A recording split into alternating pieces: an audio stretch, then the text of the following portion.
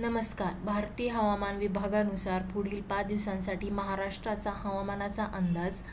चंद्रपूर, यवतमाळ, हिंगोली आणि नांदेड, परभणी या जिल्ह्यांमध्ये 5 तारखेला जास्त तापमान राहील याचा येलो अलर्ट देण्यात आलेला आहे. तसेच 6 तारखेला अमरावती, यवतमाळ आणि नांदेड येथे जास्त तापमानाचा अलर्ट आहे.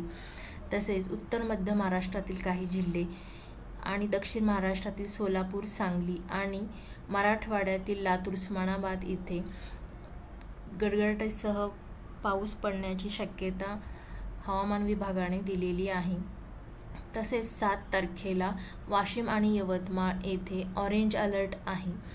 तसेच उत्तर मध्य महाराष्ट्र, दक्षिण मध्य महाराष्ट्र, मराठवाडा आणि विदर्भातील काही जिल्ह्यांमध्ये येलो अलर्ट आहे. तो वादळी वाऱ्यासह पाऊस पडण्यासाठीचा अलर्ट आहे. तसेच 8 तारखेलाही अमरावती, वर्धा आणि चंद्रपूर येथे ऑरेंज अलर्ट देण्यात आलेला आहे. पूर्ण मराठवाडा आणि विदर्भ येथे येलो अलर्ट सांगण्यात आलेला आहे. येथे गारपिटीची शक्यता आणि वादळी वाऱ्याची शक्यता आहे. आपण बघू शकता की 9 तारखेलाही काही भागात मध्य महाराष्ट्र, विदर्भ आणि मराठवाडा येथील जिल्ह्यामध्ये येलो अलर्ट आहे.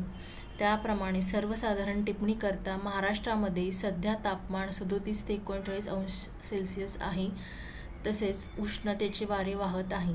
अशी परिस्थिती पुढील 2 दिवस तरी तशीच राहणार आहे. काहीही मोठा बदल होणार नाही.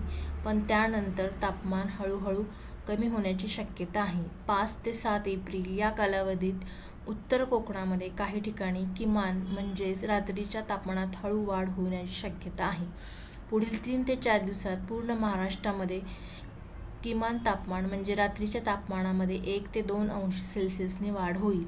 विदर्भामध्ये पुढील 5 दिवसात किमान तापमानामध्ये कोणताही बदल जाणवत नाही. याप्रमाणे आपण आपल्या रोजच्या जीवनाची व्यवस्थापन करावे. धन्यवाद.